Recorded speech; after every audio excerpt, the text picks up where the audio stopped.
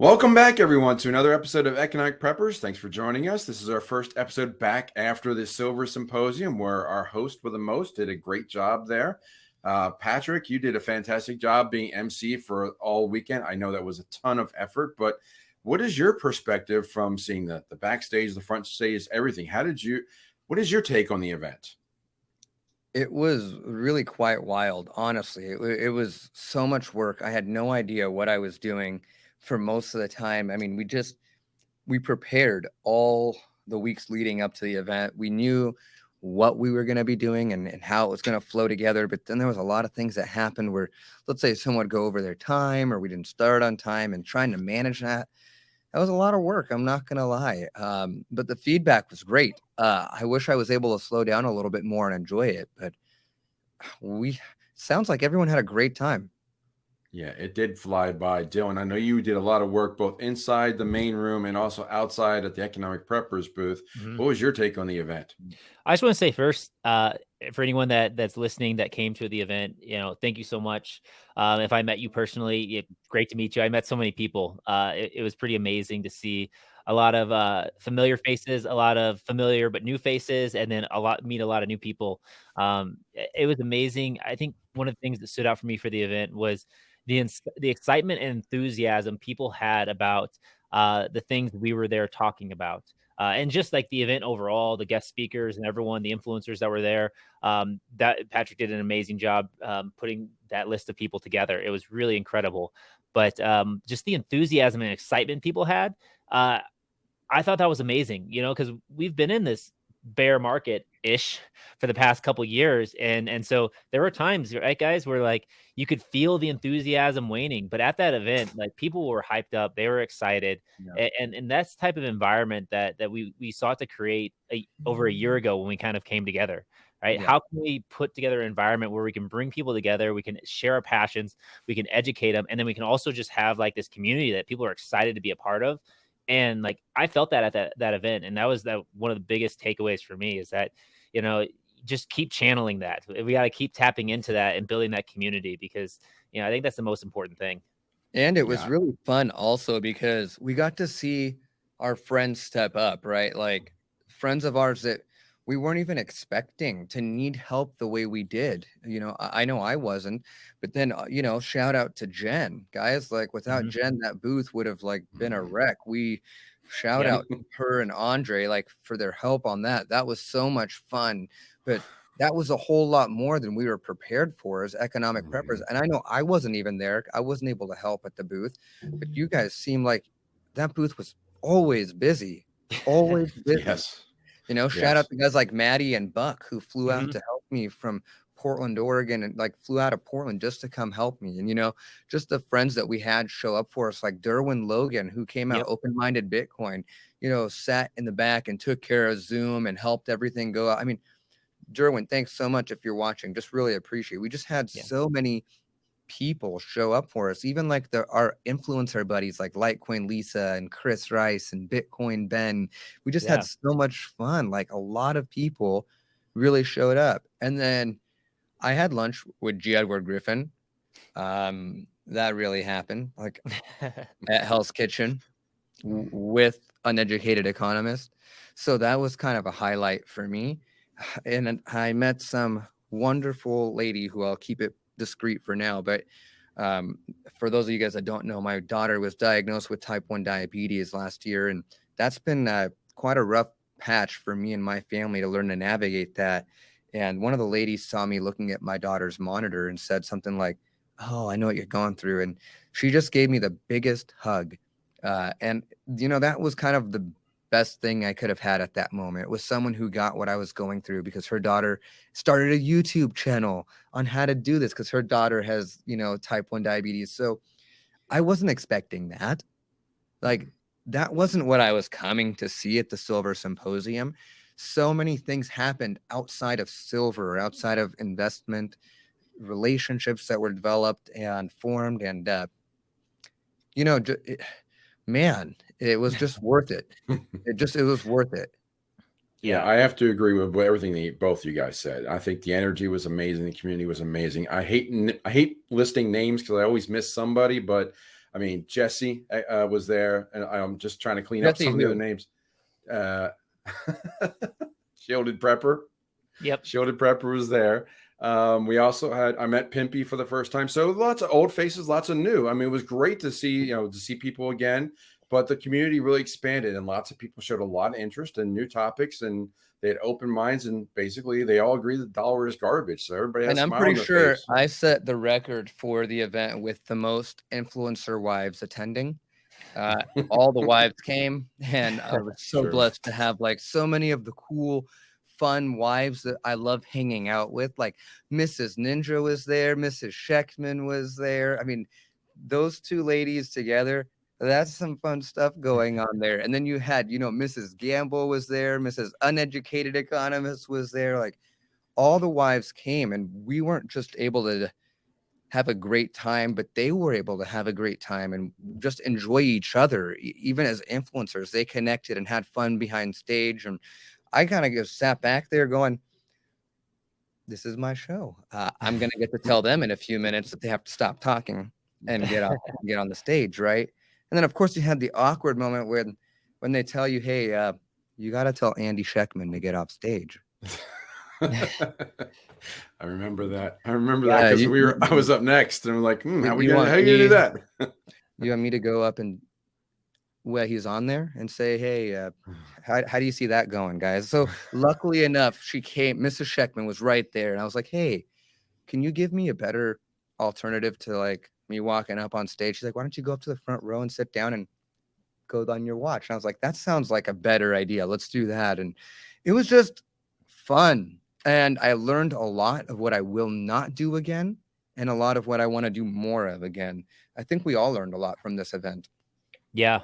I do want to do just real quick. One plug real quick is since we were talking about community, that is one of the chapters that we emphasize in our Economic Preppers book. I know we haven't been able to talk about that too much, but Jeff, you mind sharing that right there? Yeah. So we gave out some of these books at the event. We over 100 of them. Everyone wanted them. So we don't have any going fast. Left. Yeah, they went fast. But one of the things we do talk about that in this book is community and the importance of it, and just what we've been talking about for the past like 5 minutes, community and how important that is, and the excitement and what that does, and just bringing people together is so important. And it's so much fun, right? It just makes all the work and everything worth it when you get to have people together that you like, that you enjoy, and that, you get to connect with. That's what it's all about. So I will get into the conversations about what's going on this week briefly, but real briefly, and I'll put these in the links for sharing for the show. But StockPulse on YouTube has plenty of these conversations highlighting just the one. This is the panel I was in with Andy and Jack on BRICS. Here's the panel that was with Dylan and Jack and uneducated economist Simon and Joe Brown on crypto versus gold. And there were shorts there too. They have shorts on StockPulse and Gila Griffin and a few others. And then over on SatPulse, not to diminish SatPulse, which is growing quickly. You have Dylan as a short there over as well, including, and also a few others like Jesse and Glenn from Coin Trading Company who had a great booth, and they were very busy too. So there's lots to discuss over there, but let's jump into the show. And I wanted to talk about the story that everybody's talking about, and I want to quickly move it to economics. So we all know that there's lots going on in the Middle East, and we know that in lots of countries, and it's more of the powers that be kind of needed a story and all the ramifications of that, and there are lots of things that are pouring out. And I think it's going to turn quickly to an economic story about oil. And this is the reasons why. And I'm going to share a couple quick stories from Zero Hedge, and then I'm going to turn to Patrick, because Patrick knows a lot about this area, and then I'm not going to leave Dylan out as well, but plenty to talk about. But we want to address the main story that's going on this week. So first off, Ukraine and Zelensky, he's trying to stay relevant, mentioning Israel, trying to get more into the conversation. But even Putin is over there talking about OPEC Plus are talking about oil, how this is going to impact oil. And it's interesting, the same story, the leader, one of the leaders of Iraq, the Iraq prime minister, I'm not going to try to pronounce that, asked Putin to mediate the conflict with Israel and Hamas. So that's interesting. But other stories that are all out there about the oil, and I didn't even get a story about the strategic petroleum reserve, which I'll mention. It's basically just down to 2 weeks of supply left. Now we have a Nord Stream 2.0 between Finland and Estonia, another pipeline apparently got damaged. There's also a communications pipeline. They're suspecting sabotage, but there's another oil pipeline between Estonia and Finland that's damaged. And then you've got, it's interesting to make mention that the U.S. oil exports are hitting a record, but the Strategic Petroleum Reserve only has 2 weeks left. So you have all these major companies, Exxon and Mobil, making record profits through exports, but the U.S. is running out of oil very quickly. So the question I have to the guys, and I'll start with Patrick here. Do you see this whole conflict turning into a reason for fuel and gas prices that will spike up probably next month here in the United States? Or is that what they're going to blame on? Specifically, like the conflict in Israel right now? I'm thinking like the global stage and the stories that they're putting out on the global stage and leading like the headline news. Is that going to be the basis of blame for why oil prices and gas prices go up for Americans and cost of heating for winter as well, gas and heating oil? Yeah, sure. It'll probably be blamed because of that. The geopolitical events that are going on will be blamed. There will be those on the left will claim one thing, and the guys on the right will say it's Bidenomics, shutting down the supply from the oil right from the beginning. Or, there's just so many things that you could say will be blamed for this, but I don't really believe that has anything to do with what's really happening. Okay. All right. I'll come back to you on that. Dylan, what's your take on the spin on oil story coming up in November? How do you see it playing out? It's part of a bigger picture. I always say the big game, like the real game that's played is the acquisition and control of assets and resources. Yeah. And so you're gonna use all sorts of maneuvers to solidify control or capture more, or prevent others from getting it when it's strategically advantageous. And this has been going on for the past for forever, but we've been talking about this since we've had our show. Just like countries and political leaders and are just jockeying for position, and they're trying to position themselves to have control over the assets and resources, so that if something gets shooken up, that like they're going to be all right where others are not, right? Or they have more power, they have more influence, they have more leverage on the stage when they need it. And so for the oil angle that you're going with this, like, yeah, but I think there's multiple parts and pieces of a bigger whole and a bigger thing that's playing out. Yeah, the reason I point towards more of the oil aspect of what I think is going to happen next month. Russia has been exporting oil cheaply to India and China because of sanctions, and they're buying it. No one else can buy it.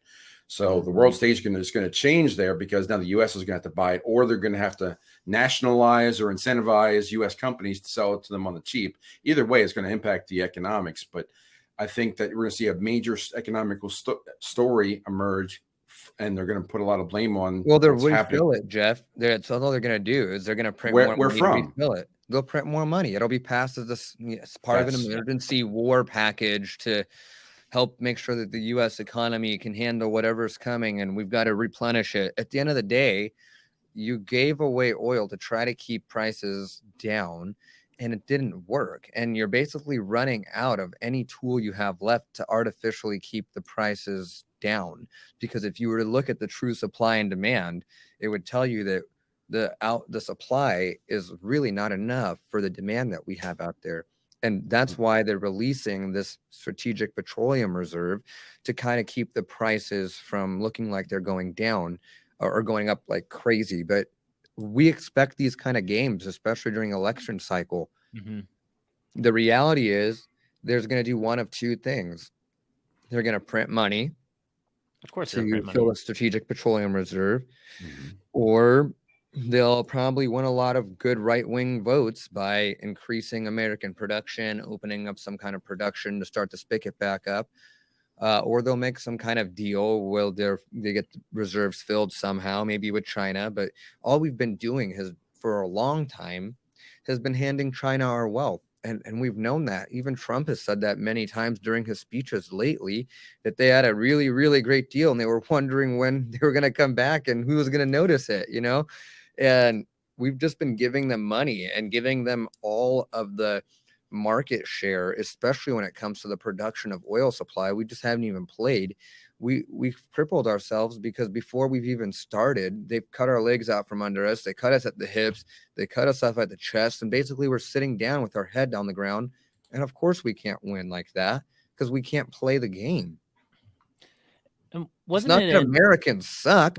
Americans can do this. We can absolutely outproduce if we get all the regulatory junk out of the way, and we can actually get some of this oil out of the ground, and we can actually get the resources we need, and we can actually build stuff that people want. Is let the consumer drive what's actually needed in the marketplace, and let the marketplace demand the price. No, you're exactly right. Like I used to work in oil and gas, and there's areas that I worked in that were in the middle of boom cycles, and then they went to bust cycles, and that happens. And a lot of it's to do with policy, right? The right policy, and then of course the pricing of oil that makes a difference. But the combination of policy and pricing can take an area that has an abundance of oil and make it uneconomical for people to go there.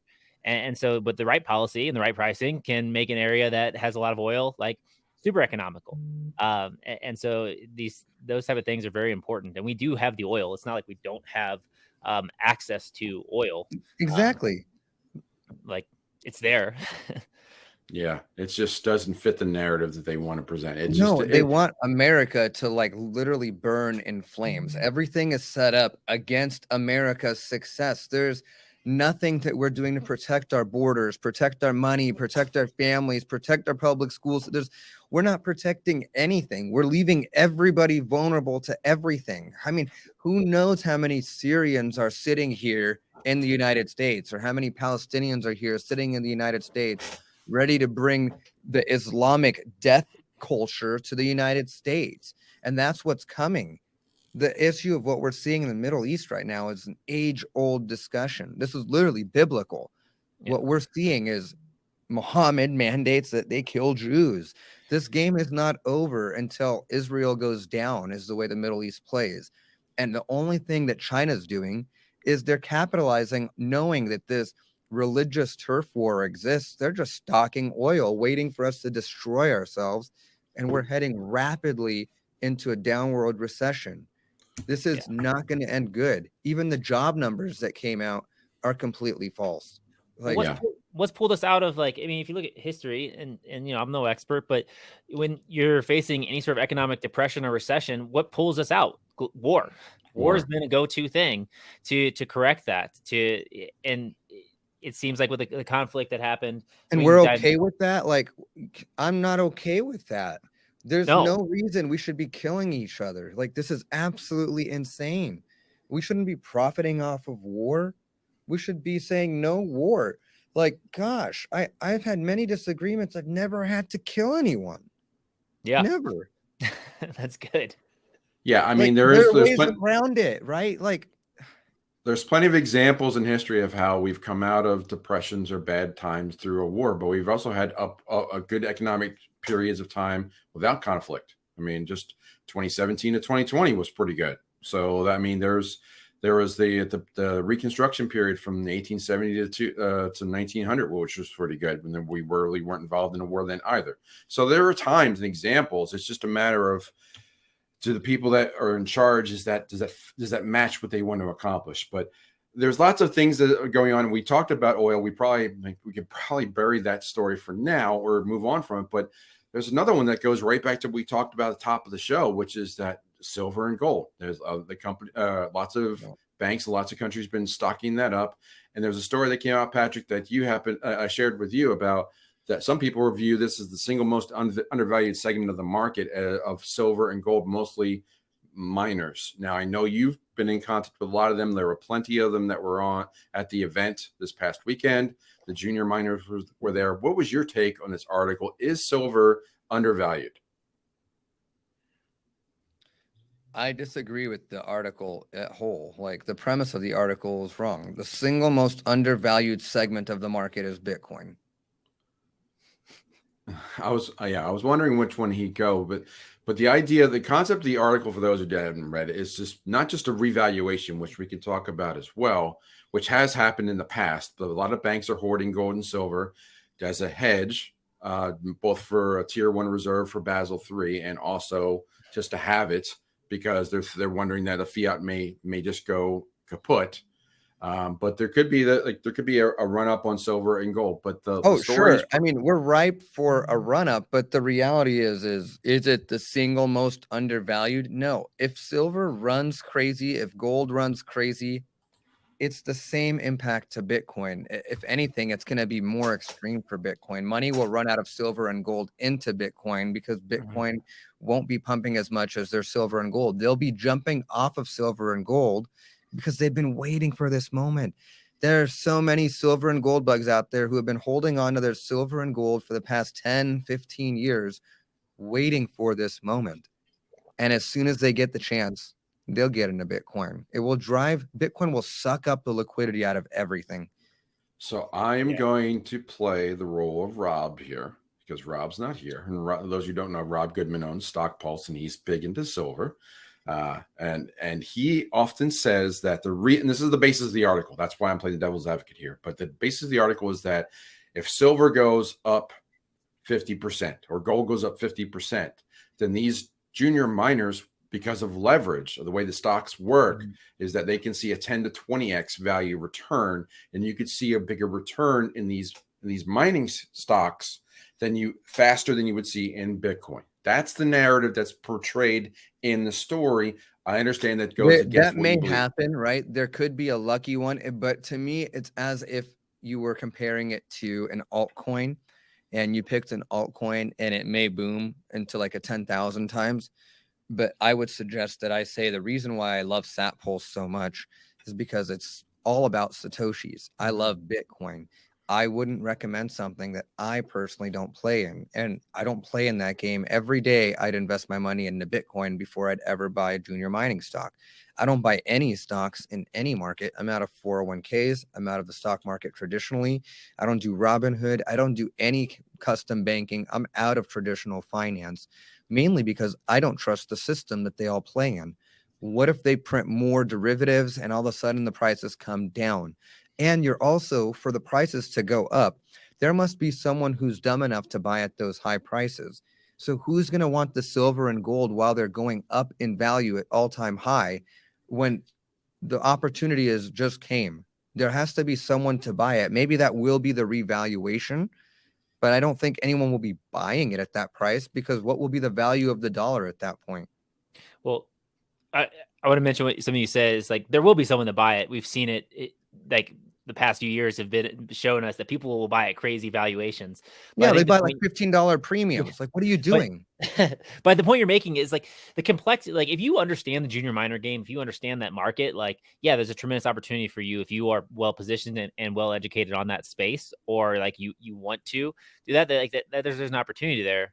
But the easiest thing is just buy Bitcoin. And like there's no complexity. And this is something that Michael Saylor talks about. He's like, there's no CEO of Bitcoin, there's no shareholders, there's none of that. Like, you don't have to worry about anyone changing the rules on you. Bitcoin is Bitcoin, and it's there, it's open source. Like, you know exactly what it's going to be, you know exactly how much of it there is. And so all you have to say is like, will there be more demand for Bitcoin in the future than there is now? Right. And will there be less Bitcoin available in the future than there is now? And like, it's a pretty easy yes to those questions. And so like, yeah, I get Patrick's passion and sentiment for that because I have that too. It's just like, it's the easiest play you can make. It's so simple. And it also is protecting you against the traditional financial system. We've been talking about like a collapse or a recession or all these things that could happen and things that could break in the traditional financial system. We've seen banks fail. We've seen all of that. We understand counterparty risk and not being able to own your own assets. And so like, yeah, there's opportunity, but it's like what they say is like picking pennies up in front of a steam engine coming your way. It's like, if you know that's coming. I mean, some of these guys, Dylan, I do have to say there is quite a lot that goes into the actual junior mining resource space. Oh yeah. And there's a lot of capital invested, but it's really hard work. I mean, these guys that show up like James Anderson from Guanajuato Silver or like Sean Kuhn from Dolly Varden, they have to work like really hard to get the value of their land figured out so they can figure out what they're sitting on is worth. But the process is what intrigued me so much, is I needed to understand the supply chain as a whole.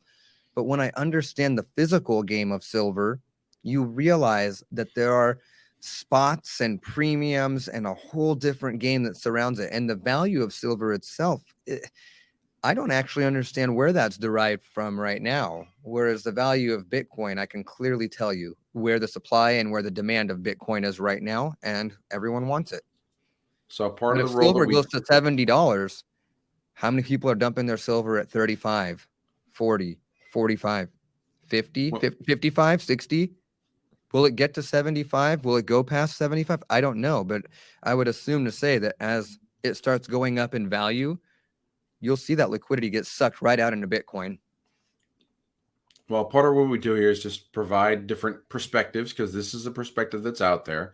A lot of people that like the junior miners, they think it's a depressed market. And that was definitely on display when we were at the symposium. So again, I like the comparison that you said, Patrick, about altcoins. Like there are thousands of altcoin projects outside of Bitcoin. Could you hit a home run with another next Pepe coin? Absolutely. Could you find a project that we think is really strong?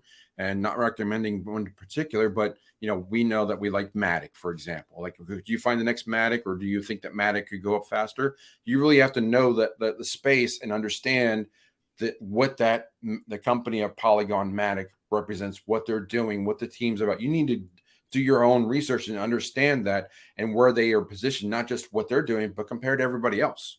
And the same thing same thing for the silver and junior miners. There's probably there's those needles in that haystack, and you find them, you can find that 30 bagger for sure. But you just have to, you can hedge your bets, but know that risk and reward is going to be higher in both cases of going with an altcoin or going with a junior miner. They could be undervalued, yes, but your odds of hitting is probably much lower than if you just invested in Bitcoin or silver and gold. Well, I would even venture to say that if you've got money in the stock market, don't listen to us. Like, we're not going to be able to help you. Please listen. No, but I mean that with all respect. There are people like Joe Brown who have Harrison University, and they play that game. They teach you things in that world. That's not what we do. And I think it's just really important to say, like, if you go to a doctor and the doctor's a podiatrist, they're going to tell you that your headache is from a foot problem. You go to a dentist, they're going to tell you it's from your tooth. If you go to a counselor, he'll say it's from your wife. It just depends on what your headache comes from. So you're going to get the answer you go to with that specialist. I hope my wife listened. Well, I meant your kids. I meant your kids. What I meant was kids. When you heard me say other things, I call my kids wife sometimes. We're gonna tell you to buy Bitcoin. Like that's gonna be our solution. No, we buy will Bitcoin. not. Our education leads us to believe that Bitcoin is educationally one of the better things that you should consider reading about. Financial advice. Okay. Maybe we will highly recommend you get educated on what Bitcoin is, how you can buy it, how you can store it securely, and why it's a good that might be a good move for your overall portfolio. But we won't tell you to buy it officially.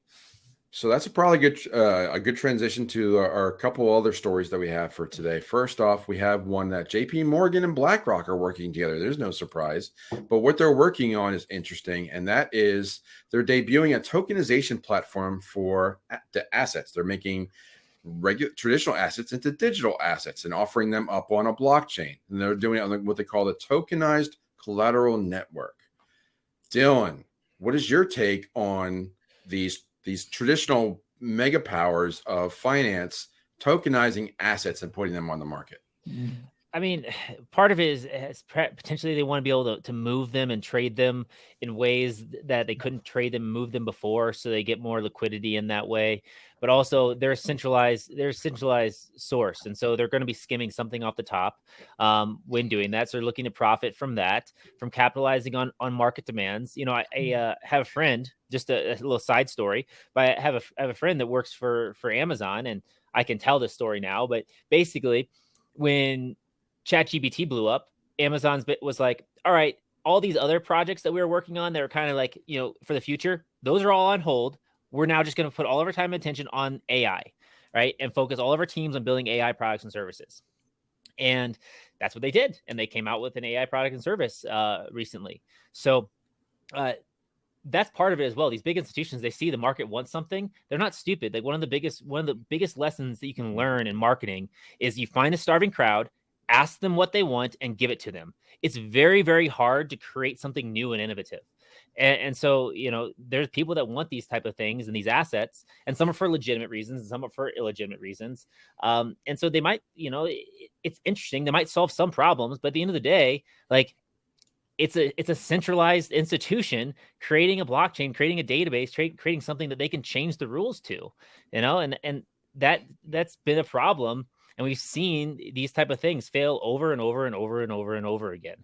So, you know, that's kind of my initial take without reading that full story. It's just I'm immediately skeptical. I agree with you, Patrick. I noticed a big smile on your face, bigger than usual, about the innovative and creating something new. Why don't you go ahead and take the talking stick there for a moment? Oh, I don't know. I have so many ideas that, I mean, this last couple of weeks has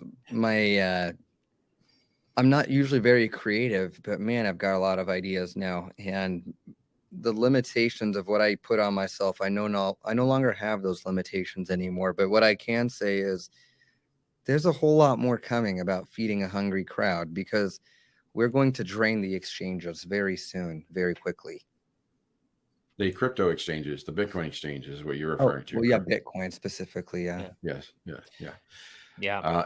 I mean, you know, there's innovative products and stuff out there, but when you look at, if you look at the numbers on how many startup unicorns there are out there and how many startup companies are invested in, it's a very small percentage.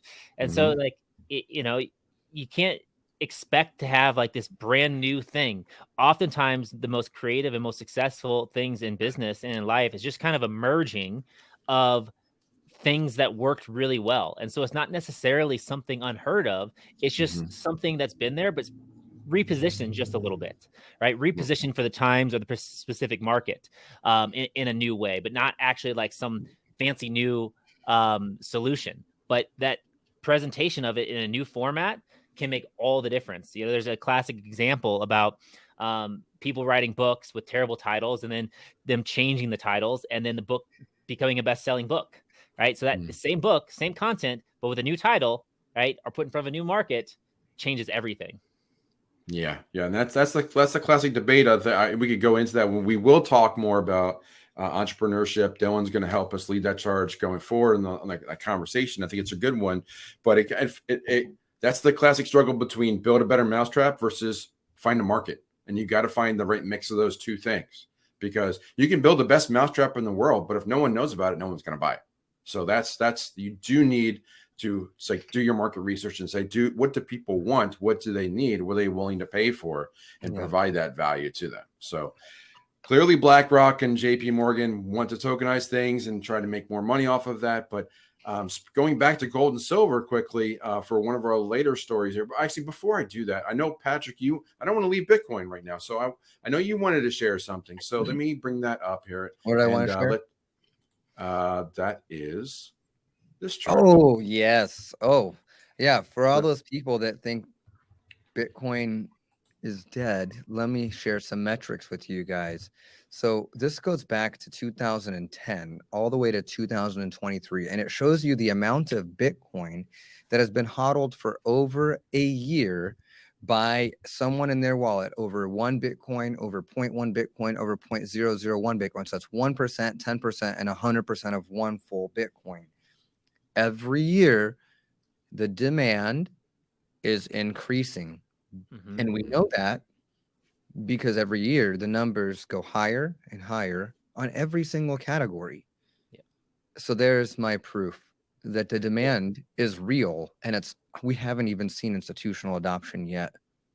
And I did see a chart on top of this that said the number of holders that hold over 1 million sats is now greater than the number of holders that hold over 1 trillion sats, which I think was interesting. So 1 million sats would be 0.01. 0.01. and a trillion sats would be 10 Bitcoin.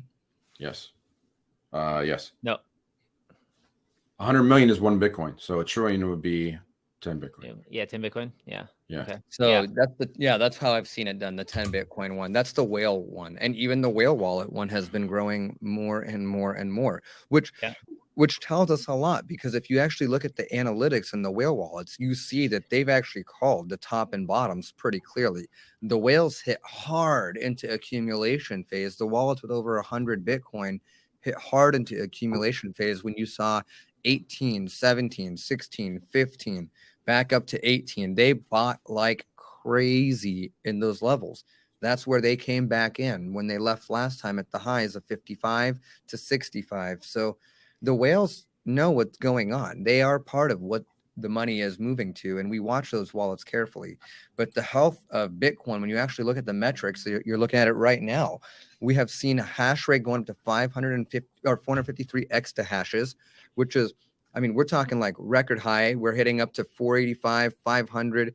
By this next time when they release, by this next year, we're going to be up in the 600s to 700s this next time of the year. So you're looking at the fear and greed index is telling us, no, we're not at our low. We're not at our high. We're pretty good there.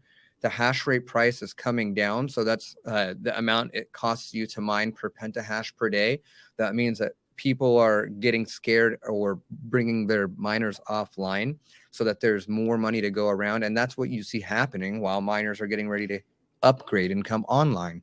And you see that in the average of 9 minutes, because that means that it's being solved too quickly. So what we'll see is the difficulty will go up to help bring up the average of it to 10 minutes per block.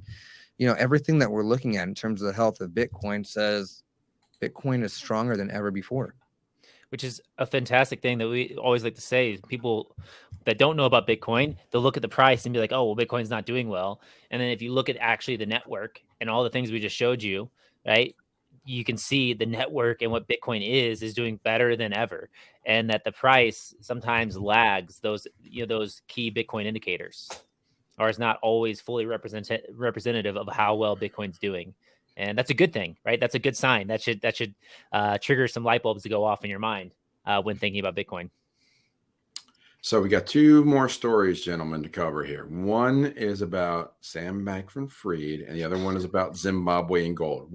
Who wants to go with which one?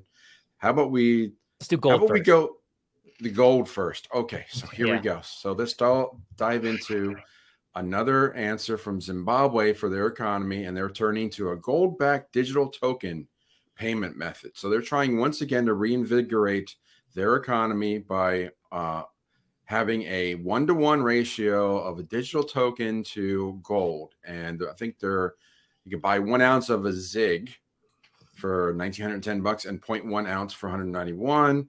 And you get, I guess, a digital ZIG as well. I don't know the success of that, but they're trying it once again. It's not a central bank digital currency. It is a gold-backed digital currency. It's tokenized gold. It's interesting to see how this will play out. Any thoughts, either of you, on how this might go? Dylan's drinking, so let's go to Patrick. It's going to fail because a CBDC cannot win. A gold-backed digital currency cannot win because inherently the idea of gold, I agree with Joe Brown, is there's no added utility by marrying gold and a digital aspect of gold because you're not actually holding the gold. So either hold the gold or hold the Bitcoin or get rug pulled by one of these ZIG coins.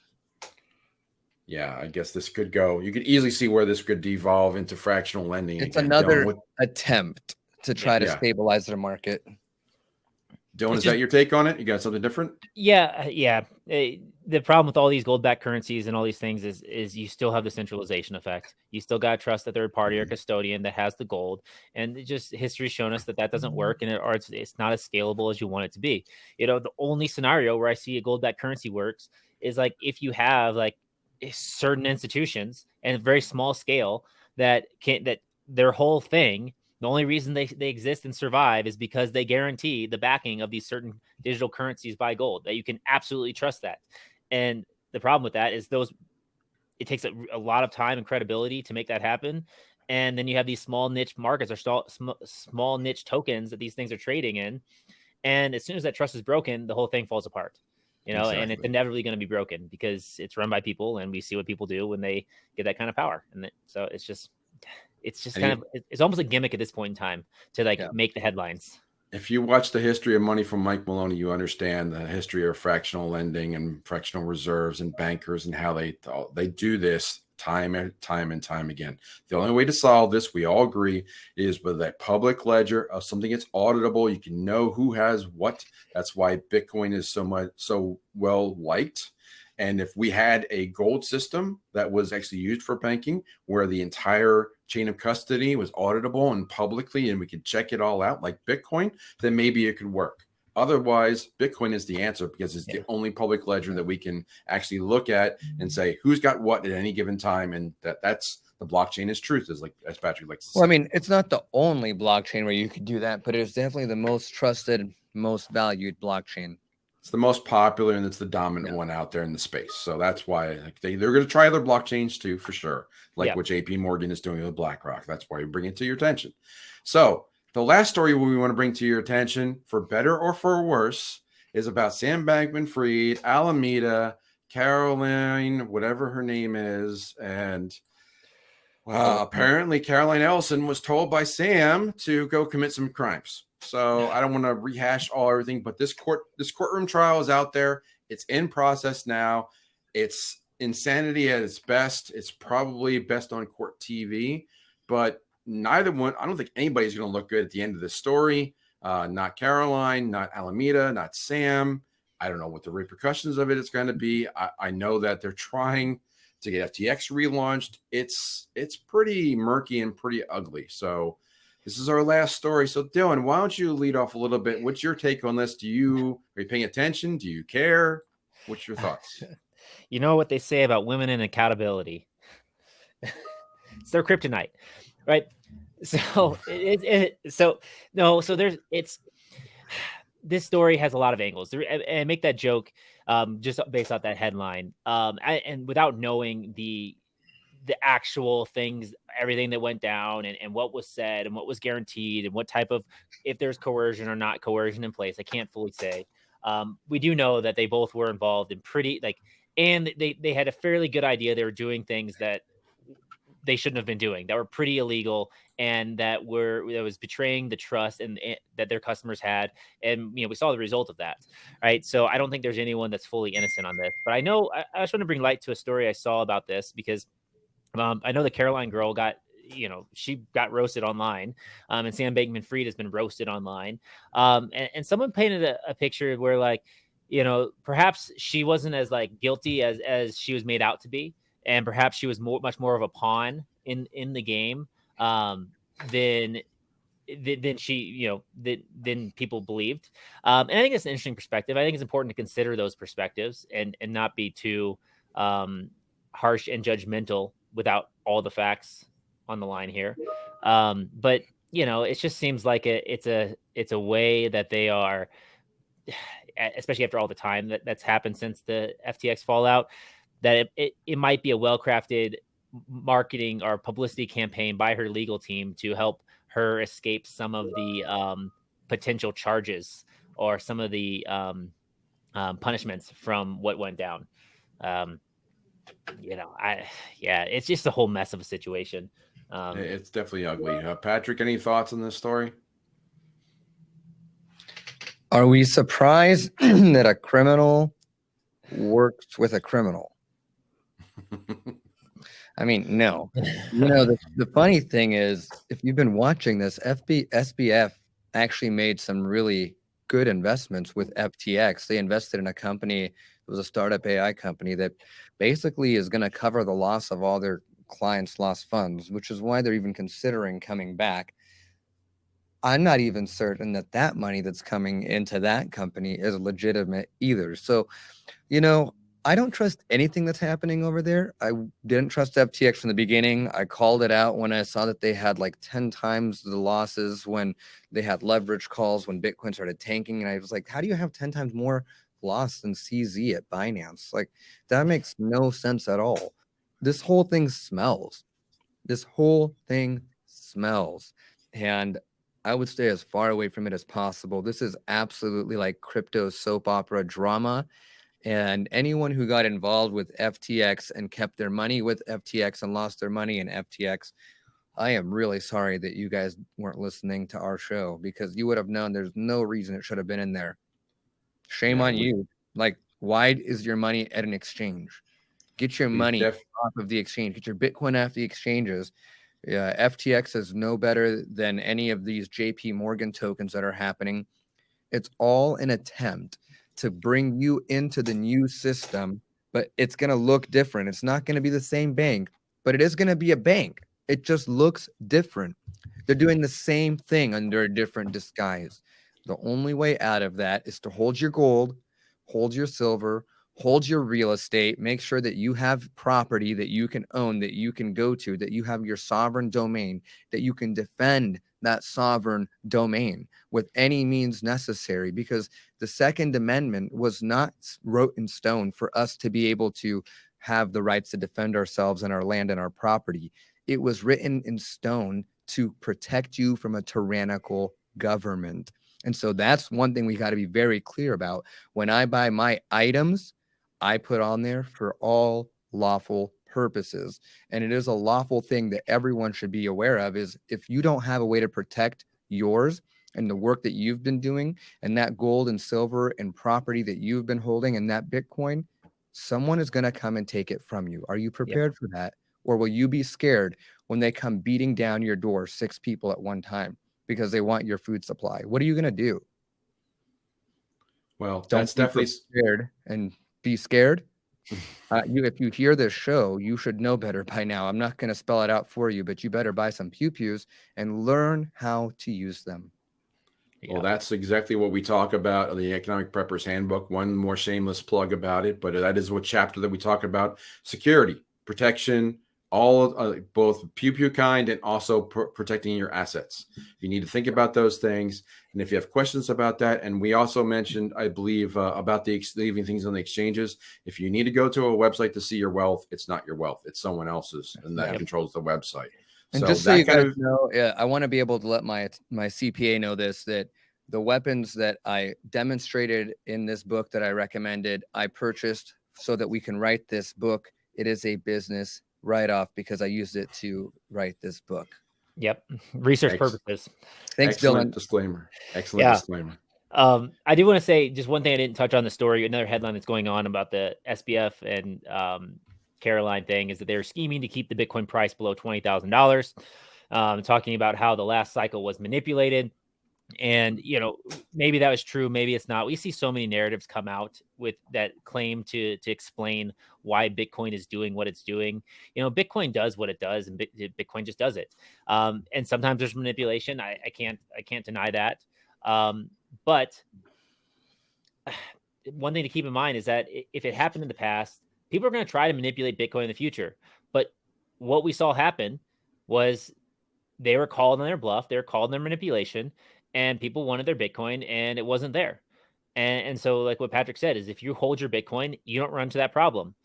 And if more institutions or more companies get the idea that they're going to try and bluff and act like they have more Bitcoin than they do, or they have access to it when they don't have access to it, that's one of the beautiful things about Bitcoin, is that, if you try to bet against it, Bitcoin has a way of just, of making you pay for that mistake. So that's just something to keep in mind. And if you want to know more about storing your Bitcoin, and I'll post a link to this as well, Dylan and I gave a talk about the Economic Preppers, about the ballet wallets. We have more available at economicpreppers.com. We have courses for BYOB, becoming your own bank. All that is there. So you can go to this website, get more information, contact us, join us, schedule a call for one-on-one consultations. All this stuff is there available. We have this. We are there for a resource for you guys, in addition to people who attended the event. So we just want to let you guys know that we're out there. And now it's time for final thoughts. So Patrick, any final thoughts for today? No, guys, just really take a moment. And I think as we've been hearing and seeing things just happen all around us, it would be wise for you to just take a second and account for what you really have and who you want to be responsible for, who's in your family, and account for how much food you have on hand, how much water you actually have on hand. It reminds me of Chris and Stacy Taylor when their power went out. They were saying that they didn't have the water that they thought they had planned out. And I believe even another one of our friends said the same thing. Like when the water ran out, she was finding herself thirsty and left her wallet somewhere, couldn't go buy water. Well, she didn't have water at home. She found herself thirsty drinking from the tap because she had no water stored up at home. So don't think that you have what you have at home if you haven't taken an inventory for a while. It is one thing you can do today. Go take a look at what you have, figure out what you need, and make a plan so that you are prepared and not scared. And have an Good awesome, word. awesome day. Oh, Patrick. Dylan, anything to add? Yeah, I was thinking about this today a lot, and it's just, being happy with the process of your own life. It's really easy to get hung up on the material things that you have or don't have, the job that you have or don't have. And, it just seems like that's a perpetual thing of human existence, is that there's always something that you want, or it's always something that you need that you don't have. And so if you just get comfortable with like, hey, I'm just going to work, I'm going to build processes and systems and I'm going to enjoy those things in my life and be happy about those and work towards those things. And that's part of my fulfillment, or that's a big part of my fulfillment. I think it'll help you manage these times that we talk about a lot, like, for example, say you don't have, let's say you don't have a generator, right? And you need a generator. You're like, oh, create a process, make it a game on how you can save to get a generator, right? And have fun with that instead of just being worried and stressed out, right? Or say you don't have non-tap water. You don't have access to that. Make it a process, make it a game to figure out how you can acquire that. And then when you acquire those things, it's like almost like a real life RPG game that you've created for yourself. And so find enjoyment out of that. That's stuff that I do all the time. Just kind of gamify my life. Have that perspective. So I'm always having fun and always happy, no matter what the situation is. Yeah, those are two great perspectives of how to be prepared and not scared. And you can do anything any day to be a little bit more prepared, a little less scared, and just again build that community as well. If you can't, not everybody has to solve everything themselves. If Dylan or Patrick have something, they would share with me, and I would do the same. So that's like, you develop your own local community, so you have like-minded people like you met at the symposium, and or through economic preppers, and become take notes, share numbers, and talk about things. Someone might see a sale on a generator, or someone might see something that's on sale for something else that someone needs. So there's lots of ways to prepare. Watching the show is another one. That's a great way to do it. We really appreciate all you guys spending your time with us. And I guess that's it for today. So be prepared and not scared, and we will see you next time. Take care.